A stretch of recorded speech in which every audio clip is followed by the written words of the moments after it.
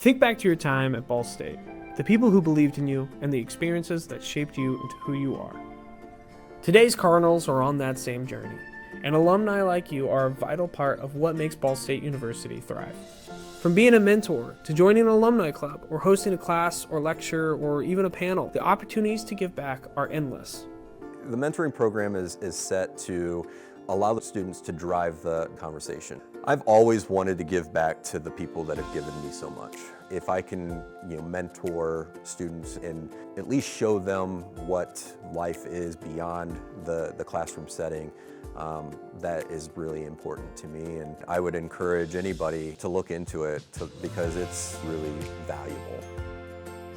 The biggest upside of having a mentor is just being able to talk to somebody. Having that role model or someone you can talk to, I think, is the best part about it.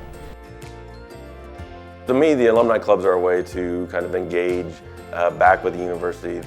Being here with the Muncie Alumni Club, it creates a unique opportunity because we have connective tissue to the community and the university as well. It's a networking opportunity to meet new people, but then separately, connecting back to the university. It's a win-win on all sides and something that's it's a fun opportunity to, like I said, network and give back.